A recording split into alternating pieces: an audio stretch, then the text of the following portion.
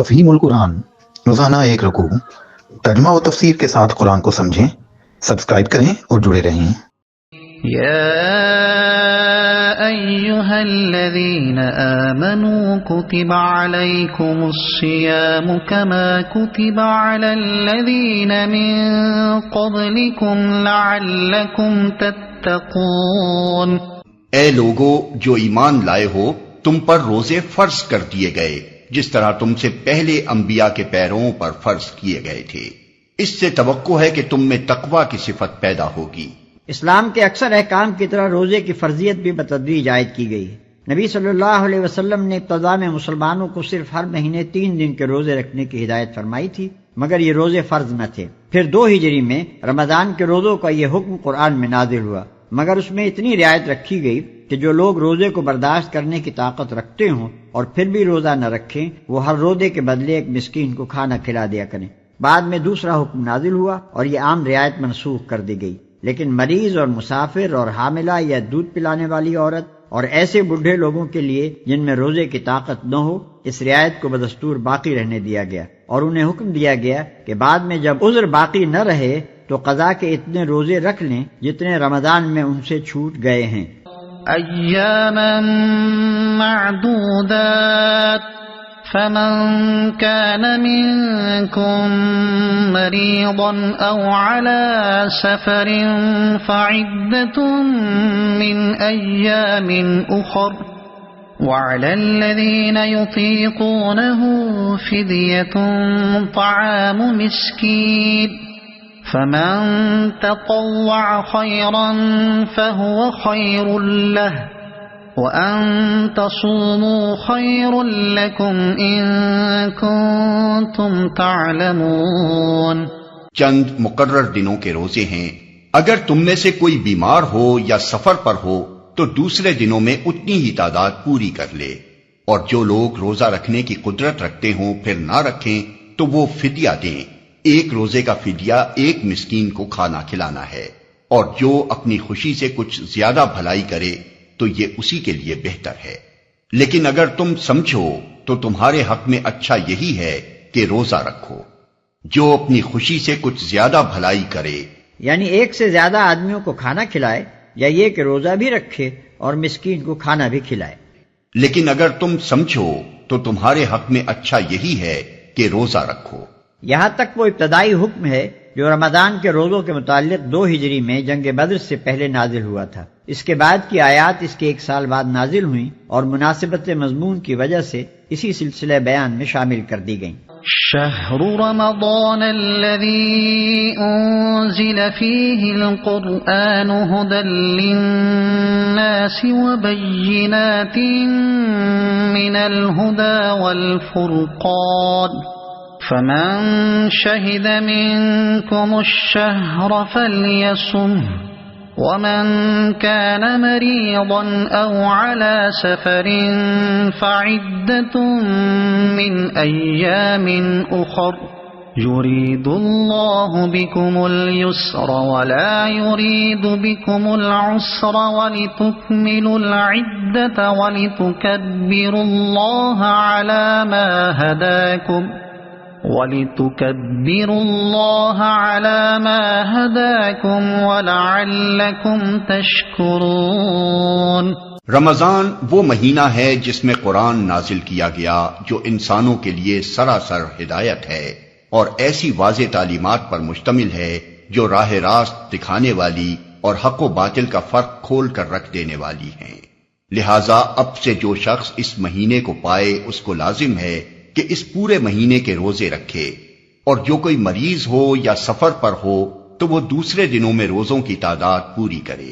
اللہ تمہارے ساتھ نرمی کرنا چاہتا ہے، سختی کرنا نہیں چاہتا، اس لیے یہ طریقہ تمہیں بتایا جا رہا ہے تاکہ تم روزوں کی تعداد پوری کر سکو، اور جس ہدایت سے اللہ نے تمہیں سرفراز کیا ہے اس پر اللہ کی کبریائی کا اظہار و اعتراف کرو اور شکر گزار بنو۔ اور جو کوئی مریض ہو یا سفر پر ہو تو وہ دوسرے دنوں میں روزوں کی تعداد پوری کرے۔ سفر کی حالت میں روزہ رکھنا یا نہ رکھنا آدمی کے اختیار تمیزی پر چھوڑ دیا گیا ہے۔ نبی صلی اللہ علیہ وسلم کے ساتھ جو صحابہ سفر میں جایا کرتے تھے ان میں سے کوئی روزہ رکھتا تھا اور کوئی نہ رکھتا تھا، اور دونوں گروہوں میں سے کوئی دوسرے پر اعتراض نہ کرتا تھا۔ خود آن حضرت صلی اللہ علیہ وسلم نے بھی کبھی سفر میں روزہ رکھا ہے اور کبھی نہیں رکھا ہے۔ ایک سفر کے موقع پر ایک شخص بدحال ہو کر گر گیا اور اس کے گرد لوگ جمع ہو گئے۔ نبی صلی اللہ علیہ وسلم نے یہ حال دیکھ کر دریافت فرمایا، کیا معاملہ ہے؟ عرض کیا گیا، روزے سے ہے۔ فرمایا، یہ نیکی نہیں ہے۔ جنگ کے موقع پر تو آپ حکماً روزے سے روک دیا کرتے تھے تاکہ دشمن سے لڑنے میں کمزوری لاحق نہ ہو۔ حضرت عمر کی روایت ہے کہ ہم نبی صلی اللہ علیہ وسلم کے ساتھ 2 مرتبہ رمضان میں جنگ پر گئے، پہلی مرتبہ جنگ بدر میں اور آخری مرتبہ فتح مکہ کے موقع پر، اور دونوں مرتبہ ہم نے روزے چھوڑ دیے۔ ابن عمر کا بیان ہے کہ فتح مکہ کے موقع پر حضور صلی اللہ علیہ وسلم نے فرما دیا تھا کہ دشمن سے مقابلہ درپیش ہے، روزے چھوڑ دو تاکہ تمہیں لڑنے کی قوت حاصل ہو۔ عام سفر کے معاملے میں یہ بات کہ کتنی مسافت کے سفر پر روزہ چھوڑا جا سکتا ہے حضور کے کسی ارشاد سے واضح نہیں ہوتی، اور صحابہ کرام رضوان اللہ تعالی علیہم اجمعین کا عمل اس باب میں مختلف ہے۔ صحیح یہ ہے کہ جس مسافت پر عرف عام میں سفر کا اطلاق ہوتا ہے اور جس میں مسافرانہ حالت انسان پر طاری ہوتی ہے، وہ افطار کے لیے کافی ہے۔ یہ امر متفق علیہ ہے کہ جس روز آدمی سفر کی ابتدا کر رہا ہو اس دن کا روزہ افطار کر لینے کا اسے اختیار ہے، چاہے تو گھر سے کھانا کھا کر چلے اور چاہے تو گھر سے نکلتے ہی کھا لے، دونوں عمل صحابہ سے ثابت ہیں۔ یہ امر کہ اگر کسی شہر پر دشمن کا حملہ ہو تو کیا لوگ مقیم ہونے کے باوجود جہاد کی خاطر روزہ چھوڑ سکتے ہیں، علماء کے درمیان مختلف فی ہے۔ بعض علماء اس کی اجازت نہیں دیتے، مگر علامہ ابن تیمیہ نے نہایت قوی دلائل کے ساتھ فتویٰ دیا تھا کہ ایسا کرنا بالکل جائز ہے۔ اس پر اللہ کی کبریائی کا اظہار و اعتراف کرو اور شکر گزار بنو۔ یعنی اللہ نے صرف رمضان ہی کے دنوں کو روزوں کے لیے مخصوص نہیں کر دیا ہے، بلکہ جو لوگ رمضان میں کسی عذر شرعی کی بنا پر روزے نہ رکھ سکیں ان کے لیے دوسرے دنوں میں اس کی قضا کر لینے کا راستہ بھی کھول دیا ہے، تاکہ قرآن کی جو نعمت اس نے تم کو دی ہے اس کا شکر ادا کرنے کے قیمتی موقع سے تم محروم نہ رہ جاؤ۔ یہاں یہ بات بھی سمجھ لینی چاہیے کہ رمضان کے روزوں کو صرف عبادت اور صرف تقویٰ کی تربیت ہی نہیں قرار دیا گیا ہے، بلکہ انہیں مزید برآں اس عظیم الشان نعمت ہدایت پر اللہ تعالیٰ کا شکریہ بھی ٹھہرایا گیا ہے جو قرآن کی شکل میں اس نے ہمیں عطا فرمائی ہے۔ حقیقت یہ ہے کہ ایک دانش مند انسان کے لیے کسی نعمت کی شکر گزاری اور کسی احسان کے اعتراف کی بہترین صورت اگر ہو سکتی ہے تو وہ صرف یہی ہے کہ وہ اپنے آپ کو اس مقصد کی تکمیل کے لیے زیادہ سے زیادہ تیار کرے جس کے لیے عطا کرنے والے نے وہ نعمت عطا کی ہو۔ قرآن ہم کو اس لیے عطا فرمایا گیا ہے کہ ہم اللہ تعالیٰ کی رضا کا راستہ جان کر خود اس پر چلیں اور دنیا کو اس پر چلائیں۔ اس مقصد کے لیے ہم کو تیار کرنے کا بہترین ذریعہ روزہ ہے، لہذا نزول قرآن کے مہینے میں ہماری روزہ داری صرف عبادت ہی نہیں ہے اور صرف اخلاقی تربیت بھی نہیں ہے، بلکہ اس کے ساتھ خود اس نعمت قرآن کی بھی صحیح اور موضوع شکر گزاری ہے۔ وَإِذَا سَأَلَكَ عِبَادِي عَنِّي فَإِنِّي قَرِيبٌ أُجِيبُ دَعْوَةَ الدَّاعِ إِذَا دَعَانِ فَلْيَسْتَجِيبُوا لِي وَلْيُؤْمِنُوا بِي لَعَلَّهُمْ يَرْشُدُونَ۔ اور اے نبی، میرے بندے اگر تم سے میرے متعلق پوچھیں تو انہیں بتا دو کہ میں ان سے قریب ہی ہوں۔ پکارنے والا جب مجھے پکارتا ہے میں اس کی پکار سنتا اور جواب دیتا ہوں، لہٰذا انہیں چاہیے کہ میری دعوت پر لبیک کہیں اور مجھ پر ایمان لائیں۔ یہ بات تم انہیں سنا دو، شاید کہ وہ راہ راست پا لیں۔ لہٰذا انہیں چاہیے کہ میری دعوت پر لبیک کہیں اور مجھ پر ایمان لائیں۔ یعنی اگرچہ تم مجھے دیکھ نہیں سکتے اور نہ اپنے حواس سے مجھ کو محسوس کر سکتے ہو، لیکن یہ خیال نہ کرو کہ میں تم سے دور ہوں، نہیں، میں اپنے ہر بندے سے اتنا قریب ہوں کہ جب وہ چاہے مجھ سے عرض معروض کر سکتا ہے، حتیٰ کہ دل ہی دل میں وہ جو کچھ مجھ سے گزارش کرتا ہے میں اسے بھی سن لیتا ہوں، اور صرف سنتا ہی نہیں فیصلہ بھی صادر کرتا ہوں۔ جن بے حقیقت اور بے اختیار ہستیوں کو تم نے اپنی نادانی سے الہ اور رب قرار دے رکھا ہے، ان کے پاس تو تمہیں دوڑ دوڑ کر جانا پڑتا ہے، اور پھر بھی نہ وہ تمہاری شنوائی کر سکتے ہیں اور نہ ان میں یہ طاقت ہے کہ تمہاری درخواستوں پر کوئی فیصلہ صادر کر سکیں، مگر میں کائنات بے پایاں کا فرما روائے مطلق، تمام اختیارات اور تمام طاقتوں کا مالک تم سے اتنا قریب ہوں کہ تم خود بغیر کسی واسطے اور وسیلے اور سفارش کے براہ راست ہر وقت اور ہر جگہ مجھ تک اپنی عرضیاں پہنچا سکتے ہو۔ لہذا تم اپنی اس نادانی کو چھوڑ دو کہ ایک ایک بے اختیار بناوٹی خدا کے در پر مارے مارے پھرتے ہو۔ میں جو دعوت تمہیں دے رہا ہوں اس پر لبیک کہہ کر میرا دامن پکڑ لو، میری طرف رجوع کرو، مجھ پر بھروسہ کرو اور میری بندگی و اطاعت میں آ جاؤ۔ یہ بات تم انہیں سنا دو، شاید کہ وہ راہ راست پا لیں۔ یعنی تمہارے ذریعے سے یہ حقیقت حال معلوم کر کے ان کی آنکھیں کھل جائیں اور وہ اس صحیح رویے کی طرف آ جائیں جس میں ان کی اپنی ہی بھلائی ہے۔ أحل لكم ليلة الصيام الرفث إلى نسائكم هن لباس لكم وأنتم لباس لهن علم الله أنكم كنتم تختانون أنفسكم فتاب عليكم وعفى عنكم فالآن باشروهن وابتغوا ما كتب الله لكم وكلوا واشربوا حتى يتبين لكم الخيط الأبيض من الخيط الأسود من الفجر ثم أتموا الصيام إلى الليل ولا تباشروهن وأنتم عاكفون في المساجد تلك حدود الله فلا تقربوها كذلك يبين الله آياته للناس لعلهم يتقون۔ تمہارے لیے روزوں کے زمانے میں راتوں کو اپنی بیویوں کے پاس جانا حلال کر دیا گیا ہے، وہ تمہارے لیے لباس ہیں اور تم ان کے لیے۔ اللہ کو معلوم ہو گیا کہ تم لوگ چپکے چپکے اپنے آپ سے خیانت کر رہے تھے، مگر اس نے تمہارا قصور معاف کر دیا اور تم سے درگزر فرمایا۔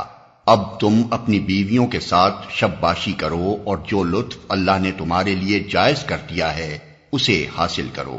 نیز راتوں کو کھاؤ پیو یہاں تک کہ تم کو سیاہی شب کی دھاری سے سپیدہ صبح کی دھاری نمایاں نظر آ جائے، تب یہ سب کام چھوڑ کر رات تک اپنا روزہ پورا کرو، اور جب تم مسجدوں میں معتکف ہو تو بیویوں سے مباشرت نہ کرو، یہ اللہ کی باندھی ہوئی حدیں ہیں، ان کے قریب نہ پھٹکنا۔ اس طرح اللہ اپنے احکام لوگوں کے لیے بصراحت بیان کرتا ہے، توقع ہے کہ وہ غلط رویے سے بچیں گے۔ وہ تمہارے لیے لباس ہیں اور تم ان کے لیے۔ یعنی جس طرح لباس اور جسم کے درمیان کوئی پردہ نہیں رہ سکتا بلکہ دونوں کا باہمی تعلق و اتصال بالکل غیر منفک ہوتا ہے، اسی طرح تمہارا اور تمہاری بیویوں کا تعلق بھی ہے۔ جو لطف اللہ نے تمہارے لیے جائز کر دیا ہے اسے حاصل کرو۔ ابتدا میں اگرچہ اس قسم کا کوئی صاف حکم موجود نہ تھا کہ رمضان کی راتوں میں کوئی شخص اپنی بیوی سے مباشرت نہ کرے، لیکن لوگ اپنی جگہ یہی سمجھتے تھے کہ ایسا کرنا جائز نہیں ہے۔ پھر اس کے ناجائز یا مکروہ ہونے کا خیال دل میں لیے ہوئے بسا اوقات اپنی بیویوں کے پاس چلے جاتے تھے۔ یہ گویا اپنے ضمیر کے ساتھ خیانت کا ارتکاب تھا، اور اس سے اندیشہ تھا کہ ایک مجرمانہ اور گناہ گارانہ ذہنیت ان کے اندر پرورش پاتی رہے گی۔ اس لیے اللہ تعالیٰ نے پہلے اس خیانت پر تنبیہ فرمائی اور پھر ارشاد فرمایا کہ یہ فعل تمہارے لیے جائز ہے، لہذا اب اسے برا فعل سمجھتے ہوئے نہ کرو، بلکہ اللہ کی اجازت سے فائدہ اٹھاتے ہوئے قلب و ضمیر کی پوری طہارت کے ساتھ کرو۔ راتوں کو کھاؤ پیو۔ اس بارے میں بھی لوگ ابتداء غلط فہمی میں تھے۔ کسی کا خیال تھا کہ عشاء کی نماز پڑھنے کے بعد سے کھانا پینا حرام ہو جاتا ہے، اور کوئی یہ سمجھتا تھا کہ رات کو جب تک آدمی جاگ رہا ہو کھا پی سکتا ہے، جہاں سو گیا پھر دوبارہ اٹھ کر وہ کچھ نہیں کھا سکتا۔ یہ احکام لوگوں نے خود اپنے ذہن میں سمجھ رکھے تھے اور اس کی وجہ سے بسا اوقات بڑی تکلیفیں اٹھاتے تھے۔ اس آیت میں انہی غلط فہمیوں کو رفع کیا گیا ہے۔ اس میں روزے کی حد طلوع فجر سے لے کر غروب آفتاب تک مقرر کر دی گئی، اور غروب آفتاب سے طلوع فجر تک رات بھر کھانے پینے اور مباشرت کرنے کے لیے آزادی دے دی گئی۔ اس کے ساتھ نبی صلی اللہ علیہ وسلم نے سحری کا قاعدہ مقرر فرما دیا تاکہ طلوع فجر سے عین پہلے آدمی اچھی طرح کھا پی لے، سپیدہ صبح کی دھاری نمایاں نظر آ جائے۔ اسلام نے اپنی عبادات کے لیے اوقات کا وہ معیار مقرر کیا ہے جس سے دنیا میں ہر وقت، ہر مرتبہ و تمدن کے لوگ ہر جگہ اوقات کی تعین کر سکیں۔ وہ گھڑیوں کے لحاظ سے وقت مقرر کرنے کے بجائے ان آثار کے لحاظ سے وقت مقرر کرتا ہے جو آفاق میں نمایاں نظر آتے ہیں۔ مگر نادان لوگ اس طریقے توقیت پر عموماً یہ اعتراض کرتے ہیں کہ قطبین کے قریب جہاں رات اور دن کئی مہینوں کے ہوتے ہیں، اوقات کی یہ تعین کیسے چل سکے گی؟ حالانکہ یہ اعتراض دراصل علم جغرافیہ کی سرسری واقفیت کا نتیجہ ہے۔ حقیقت میں نہ وہاں 6 مہینوں کی رات اس معنی میں ہوتی ہے اور نہ 6 مہینوں کا دن جس معنی میں ہم خط استوا کے آس پاس رہنے والے لوگ دن اور رات کے لفظ بولتے ہیں۔ خواہ رات کا دور ہو یا دن کا، بہرحال صبح و شام کے آثار وہاں پوری باقاعدگی کے ساتھ افق پر نمایاں ہوتے ہیں، اور انہی کے لحاظ سے وہاں کے لوگ ہماری طرح اپنے سونے جاگنے اور کام کرنے اور تفریح کرنے کے اوقات مقرر کرتے ہیں۔ جب گھڑیوں کا رواج عام نہ تھا تب بھی فن لینڈ، ناروے اور گرین لینڈ وغیرہ ملکوں کے لوگ اپنے اوقات معلوم کرتے ہی تھے، اور اس کا ذریعہ یہی افق کے آثار تھے۔ لہذا جس طرح دوسرے تمام معاملات میں یہ آثار ان کے لیے تعین اوقات کا کام دیتے ہیں، اسی طرح نماز اور سحر و افطار کے معاملے میں بھی دے سکتے ہیں۔ رات تک اپنا روزہ پورا کرو۔ رات تک روزہ پورا کرنے سے مراد یہ ہے کہ جہاں رات کی سرحد شروع ہوتی ہے وہیں تمہارے روزے کی سرحد ختم ہو جائے، اور ظاہر ہے کہ رات کی سرحد غروب آفتاب سے شروع ہوتی ہے، لہذا غروب آفتاب ہی کے ساتھ افطار کر لینا چاہیے۔ سحر اور افطار کی صحیح علامت یہ ہے کہ جب رات کے آخری حصے میں افق کے مشرقی کنارے پر سفیدہ صبح کی باریک سی دھاری نمودار ہو کر اوپر بڑھنے لگے تو سحری کا وقت ختم ہو جاتا ہے، اور جب دن کے آخری حصے میں مشرق کی جانب سے رات کی سیاہی بلند ہوتی نظر آئے تو افطار کا وقت آ جاتا ہے۔ آج کل لوگ سحری اور افطار دونوں کے معاملے میں شدت احتیاط کی بنا پر کچھ بیجا تشدد برتنے لگے ہیں، مگر شریعت نے ان دونوں اوقات کی کوئی ایسی حد بندی نہیں کی ہے جس سے چند سیکنڈ یا چند منٹ ادھر ادھر ہو جانے سے آدمی کا روزہ خراب ہو جاتا ہو۔ سحر میں سیاہی شب سے سفیدہ سحر کا نمودار ہونا اچھی خاصی گنجائش اپنے اندر رکھتا ہے، اور ایک شخص کے لیے یہ بالکل صحیح ہے کہ اگر عین طلوع فجر کے وقت اس کی آنکھ کھلی ہو تو وہ جلدی سے اٹھ کر کچھ کھا پی لے۔ حدیث میں آتا ہے کہ حضور صلی اللہ علیہ وسلم نے فرمایا، اگر تم میں سے کوئی شخص سحری کھا رہا ہو اور اذان کی آواز آ جائے تو فوراً چھوڑ نہ دے بلکہ اپنی حاجت بھر کھا پی لے۔ اسی طرح افطار کے وقت میں بھی غروب آفتاب کے بعد خواہ مخواہ دن کی روشنی ختم ہونے کا انتظار کرتے رہنے کی کوئی ضرورت نہیں۔ نبی صلی اللہ علیہ وسلم سورج ڈوبتے ہی بلال کو آواز دیتے تھے کہ لاؤ ہمارا شربت۔ بلال رضی اللہ عنہ عرض کرتے کہ یا رسول اللہ صلی اللہ علیہ وسلم، ابھی تو دن چمک رہا ہے۔ آپ فرماتے کہ جب رات کی سیاہی مشرق سے اٹھنے لگے تو روزے کا وقت ختم ہو جاتا ہے۔ اور جب تم مسجدوں میں معتکف ہو تو بیویوں سے مباشرت نہ کرو۔ معتکف ہونے کا مطلب یہ ہے کہ آدمی رمضان کے آخری 10 دن مسجد میں رہے اور یہ دن اللہ کے ذکر کے لیے مختص کر دے۔ اس اعتکاف کی حالت میں آدمی اپنی انسانی حاجات کے لیے مسجد سے باہر جا سکتا ہے، مگر لازم ہے کہ وہ اپنے آپ کو شہوانی لذتوں سے روکے رکھے۔ یہ اللہ کی باندھی ہوئی حدیں ہیں، ان کے قریب نہ پھٹکنا۔ یہ نہیں فرمایا کہ ان حدوں سے تجاوز نہ کرنا، بلکہ یہ فرمایا کہ ان کے قریب نہ پھٹکنا۔ اس کا مطلب یہ ہے کہ جس مقام سے معصیت کی حد شروع ہوتی ہے عین اسی مقام کے آخری کناروں پر گھومتے رہنا آدمی کے لیے خطرناک ہے۔ سلامتی اس میں ہے کہ آدمی سرحد سے دور ہی رہے تاکہ بھولے سے بھی قدم اس کے پار نہ چلا جائے۔ یہی مضمون اس حدیث میں بیان ہوا ہے جس میں نبی صلی اللہ علیہ وسلم نے فرمایا کہ ہر بادشاہ کی ایک حما ہوتی ہے اور اللہ کی حما اس کی وہ حدیں ہیں جن سے اس نے حرام و حلال اور طاعت و معصیت کا فرق قائم کیا ہے۔ جو جانور حما کے گرد ہی چرتا رہے گا ہو سکتا ہے کہ ایک روز وہ حما کے اندر داخل ہو جائے۔ افسوس ہے کہ بہت سے لوگ جو شریعت کی روح سے ناواقف ہیں ہمیشہ اجازت کی آخری حدوں تک ہی جانے پر اصرار کرتے ہیں، اور بہت سے علماء و مشائخ بھی اسی غرض کے لیے سندیں ڈھونڈ ڈھونڈ کر جواز کی آخری حدیں انہیں بتایا کرتے ہیں تاکہ وہ اس باریک خط امتیاز ہی پر گھومتے رہیں جہاں اطاعت اور معصیت کے درمیان محض بال برابر فاصلہ رہ جاتا ہے۔ اسی کا نتیجہ ہے کہ بکثرت لوگ معصیت اور معصیت سے بھی بڑھ کر ضلالت میں مبتلا ہو رہے ہیں، کیونکہ ان باریک سرحدی خطوط کی تمیز اور ان کے کنارے پہنچ کر اپنے آپ کو قابو میں رکھنا ہر ایک کے بس کا کام نہیں ہے۔ وَلَا تَأْكُلُوا أَمْوَالَكُمْ بَيْنَكُمْ بِالْبَاطِلِ وَتُدْلُوا بِهَا إِلَى الْحُكَّامِ لِتَأْكُلُوا فَرِيقًا مِّنْ أَمْوَالِ النَّاسِ بِالْإِثْمِ وَأَنْتُمْ تَعْلَمُونَ۔ اور تم لوگ نہ تو آپس میں ایک دوسرے کے مال ناروا طریقے سے کھاؤ اور نہ حاکموں کے آگے ان کو اس غرض کے لیے پیش کرو کہ تمہیں دوسرے کے مال کا کوئی حصہ قصداً ظالمانہ طریقے سے کھانے کا موقع مل جائے۔ اس آیت کا ایک مفہوم تو یہ ہے کہ حاکموں کو رشوت دے کر ناجائز فائدے اٹھانے کی کوشش نہ کرو، اور دوسرا مفہوم یہ ہے کہ جب تم خود جانتے ہو کہ مال دوسرے شخص کا ہے تو محض اس لیے کہ اس کے پاس اپنی ملکیت کا کوئی ثبوت نہیں ہے یا اس بنا پر کہ کسی اینچ پینچ سے تم اس کو کھا سکتے ہو، اس کا مقدمہ عدالت میں نہ لے جاؤ۔ ہو سکتا ہے کہ حاکم عدالت روداد مقدمہ کے لحاظ سے وہ مال تم کو دلوا دے، مگر حاکم کا ایسا فیصلہ دراصل غلط بتائی ہوئی روداد سے دھوکہ کھا جانے کا نتیجہ ہوگا۔ اس لیے عدالت سے اس کی ملکیت کا حق حاصل کر لینے کے باوجود حقیقت میں تم اس کے جائز مالک نہ بن جاؤ گے، عند اللہ وہ تمہارے لیے حرام ہی رہے گا۔